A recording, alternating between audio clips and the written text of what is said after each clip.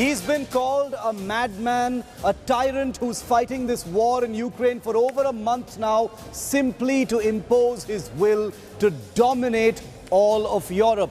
Vladimir Putin, the president of Russia, has been waging a war for over a month now with no signs of stopping. But is he a lone politician? Is he a lone world leader? Or does he have a big team? Well, obviously the answer is he's got his own darbar. A team of people, at least 9 of which we've identified to tell you more about what that inner circle really looks like. Take a look. Hello and welcome to an India Today special broadcast that comes to you from the strife-torn Ukrainian capital Kiev. I'm Gaurav Sawant. The Russian President Vladimir Putin has signaled de-escalation intentions with Ukraine. Now, as this war enters its second month, the question is, will President Putin walk the talk? He relies very heavily on a core team. This lean, mean machine of men and women advise him, and he is said to be taking only their word on the road ahead. It's very difficult to decipher what goes through his mind, but over the course of the next half hour, we will attempt to decode what's the thinking in Kremlin and the men and women who advise President Putin. The man who started the war, but who does he rely on? Who are his trusted lieutenants? Meet the men and women in Putin's inner circle. In the past 35 days and counting, there has been much speculation about President Putin's larger game plan. Is it restricted just to the Donbass region? Is it regime change here in Ukraine and demilitarizing this country? Or is there a wider game plan and Ukraine is just a small part of it? There has been intense speculation of what the president intends to do, especially before the operation started on the 24th of February. But some analysts argue that Ukraine is part of a wider game plan. The president's game plan is not restricted just to the Donbass region or just demilitarizing Ukraine. Perhaps his wider game plan is bringing back the glory of Tsarist Russia and Soviet Union. On June 30th, 2020, a 7-day national plebiscite ended in Russia. The Russian public were voting their intentions on 205 amendments to the Constitution of 1993. And the yes-no vote was a package deal. The voters either approved or rejected all the amendments. And the amendments concerned marriage laws, pension guarantees, a variety of other social benefits. But hidden amongst them was that all-important clause that mattered to only one man. That clause was the one that extended Vladimir Putin's presidency till 2036, when he would be 84 years old. Vladimir Putin, essentially president for life of Russia, has often stated that he wants to restore Russia to its former glory. Putin's Russia played a major role in the Syrian civil war, where brute force was brought to bear on those against President Bashar al-Assad, effectively propping up the Syrian leader to continue in power. Like Assad, Vladimir Putin has been building a network of friends and vassals across the globe. Strong men who flout the very tenets of democracy that once brought them to power. Next door to Russia, Putin helped Alexander Lukashenko retain control of Belarus after the rigged election of 2021. Russian police advisors and tactics were involved in the crackdown of the widespread protests that overtook the country. Russian methods were used by Lukashenko to brutally subdue dissent. Months later, the Russian forces massed on the Belarusian border drove into Ukraine from the north. In countries around the world, Putin has been seen to help undermine constitutional democratic rules to build up strong leaders in his mold. His so-called friends and allies range from hardline leaders like Viktor Orban of Hungary to Jair Bolsonaro of Brazil. From Turkey, under Recep Tayyip Erdogan, to at one time even the United States, under Donald Trump. Even as Russian bombardment created havoc in eastern Ukraine, the other president for life and Putin's new friend, strongman of China, Xi Jinping, has not condemned nor criticized either Vladimir Putin or his action in Ukraine. Russia watchers say Ukraine bothered Putin because it was a bastion of increasing Western liberalism, alien in a region Moscow always considered its own area of influence, Eastern Europe. What probably bothered Putin the most in Ukraine was not the eastward expansion of NATO, which would only have been a military matter, but the spread of concepts like free speech and free choice, dangerous ideas that pose a bigger threat for someone who has installed himself as president for life. Behind President Putin's desk in the Kremlin, there is a portrait of Tsar Peter the Great, the longest-serving Russian leader ever. But if and when Putin officially retires in 2036, at the age of 84, he would have taken over the title from Tsar Peter. Because that is what Putin possibly finally wants, to go down in history as Putin the Great. Now, President Putin's core team in Kremlin is also split into various groups. There are, of course, those who amplify his words not just to the West, but to the entire world. And the president relies heavily, we are told, on this core team. So be it the foreign minister, Sergei Lavrov, or the spokesperson of Kremlin, Dmitry Peskov, they very effectively, according to Kremlin, counter the propaganda that comes from the West and give Russia's side of the story when it comes to not just these special operations here in Ukraine, but also the entire military and diplomatic perspective of Russia's plans.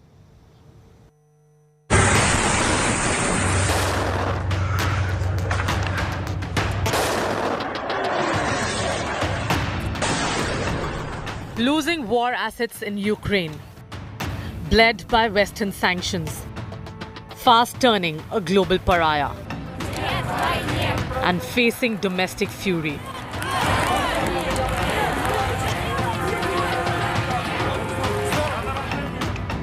Russian President Putin is banking heavily on a handful of trusted aides who do the Russian president's hatchet jobs with chilling precision.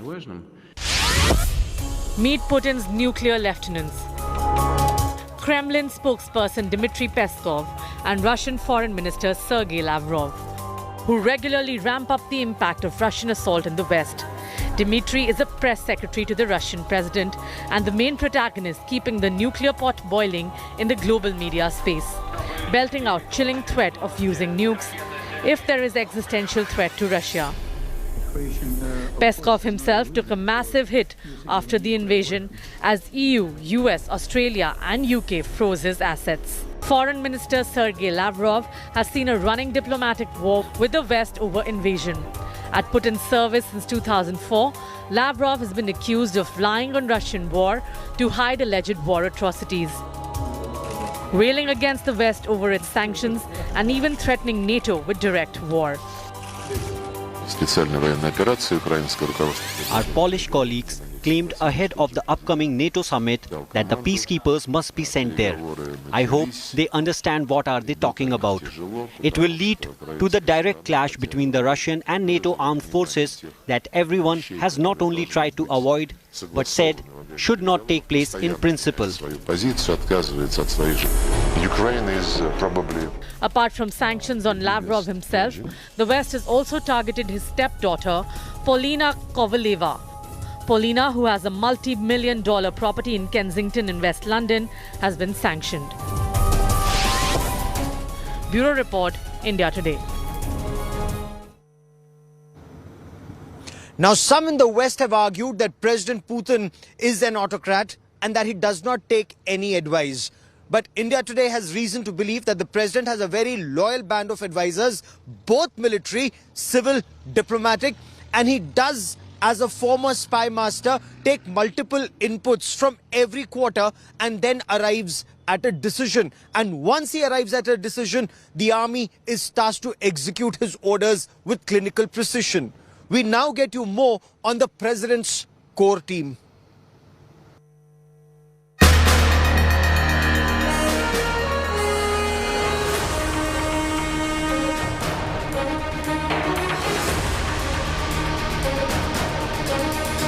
Russian President Vladimir Putin projects an image of a supreme leader, calling all the shots unaffected by opinions. A one-man army. But that might be far from true. Putin has a loyal and committed inner circle comprising security and military advisors. Here's a look at Putin's closest associates who rose through the ranks of Russia's security services. Nikolai Patrushev is the head of Russia's Security Council. He's one of the 3 loyalists who've been with Putin since the 1970s. Patrushev was the head of the Federal Security Service from 1999 to 2008. Sergei Lavrov has been Russia's foreign minister for the last 18 years and is Russia's senior-most diplomat. He's been Moscow's voice on the global stage. Recently, Lavrov tried to defend Russia's invasion of Ukraine at the UN Human Rights Council, while most other members walked out. Vladimir Medinsky is Russia's former culture minister and is currently Putin's aide. He's acting as the primary negotiator in the ongoing Ukrainian war. Yuri Kovalchuk, a Russian oligarch, is Putin's close confidant. The oligarchs have often been accused of routing Putin's money to the West through investments in real estate and more. Alexander Botnikov succeeded Nikolai Patrushev as the director of Russia's all-powerful Federal Security Service. Botnikov is believed to be responsible for the number of detentions and restrictions imposed on civil society last year.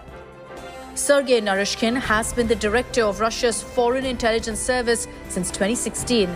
Naryshkin is believed to be Putin's close confidant all through his career. Anton Venu is Putin's chief of staff, who's set to play an active role in decision-making in the ongoing conflict. He's been sanctioned by the European Union, among many others. Sergei Shoigu is Russian defense minister since 2012. It's said he accompanies Putin on hunting and fishing trips to Siberia. In the past, he was seen as a potential successor to Putin. Valery Gerasimov is the chief of staff of the Russian armed forces since 2012. He's played a major role in Putin's military campaigns and was spotted overseeing military drills in Belarus recently. Some say Gerasimov, who's viewed as an experienced military strategist, could have fallen out of favor after a slow start to the Ukraine invasion. These are Russian President Vladimir Putin's most trusted people. But how much does the Russian president actually listen to them? That's another question no one has answers to. Bureau Report, India Today.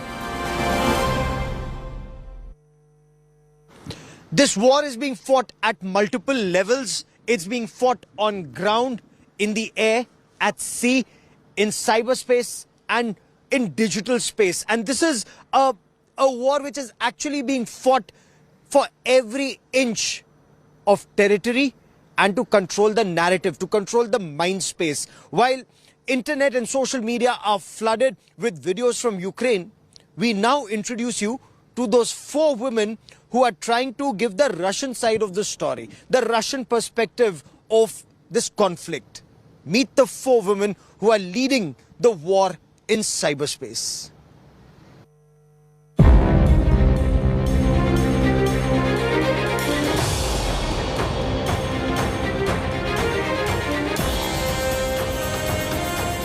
The war in Ukraine is not being fought on the borders only. There is another war raging in the info space. While Ukraine has been successful in seeking and getting global sympathy, Russia's focus is on garnering domestic support for the war. Over 59% Russians support the invasion of Ukraine, according to surveys by various agencies in Russia. Proof that Vladimir Putin is winning the info war in his country. Russia's propaganda machinery is led by 4 women. Leading the charge is Maria Zakharova, the Director Information and Press Department at the Russian Foreign Ministry. Maria has helped sell the idea at home that the West has launched an information war against Russia. She has also accused the West of information terrorism.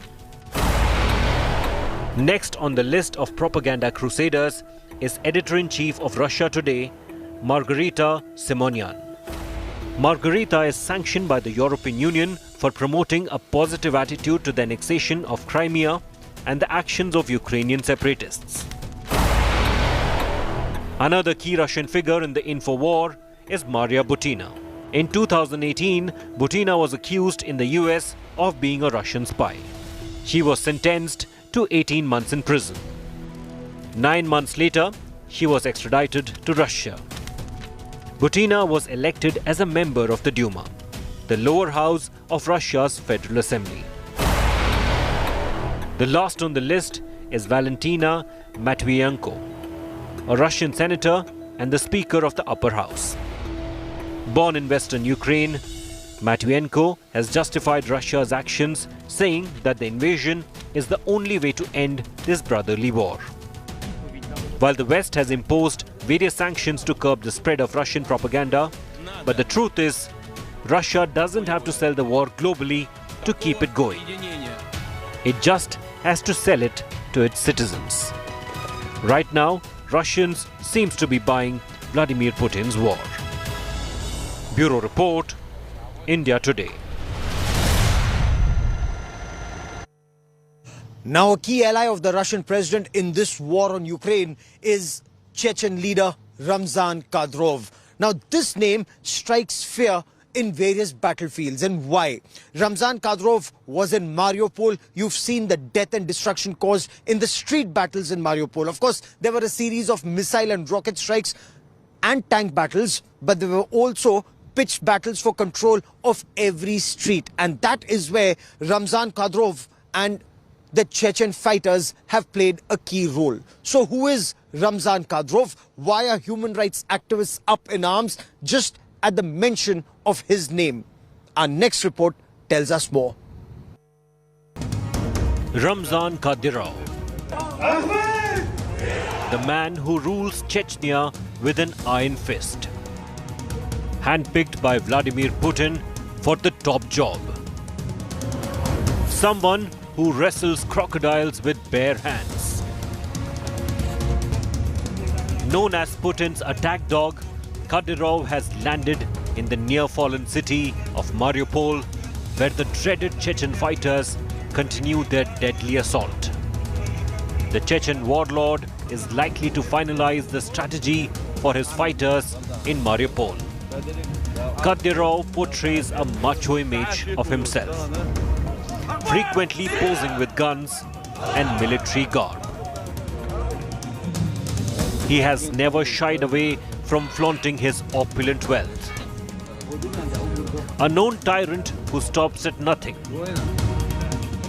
The Chechen president has been accused of a wide array of human rights violations under his rule.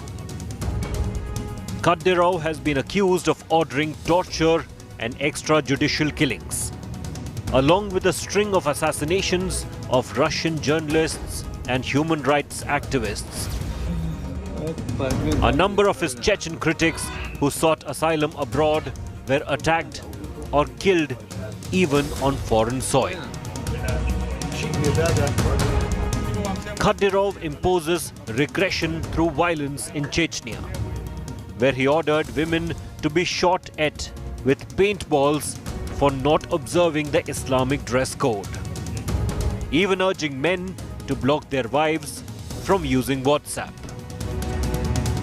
The Chechen leader also backs polygamy and in the past has ordered purges against homosexuals, going on to claim there is no homosexual person in Chechnya. Ramzan Kadyrov is one of Kremlin's deadliest weapons, and Putin has now decided to unleash Kadyrov on Ukraine. Bureau Report, India Today. With air raid sirens, missile and rocket strikes, tension is only expected to spike in the days and weeks ahead here in Kiev. But that is all we have time for on this special broadcast. With cameraman Lalit Joshi, Gaurav Sawant in Kiev, Ukraine for India Today.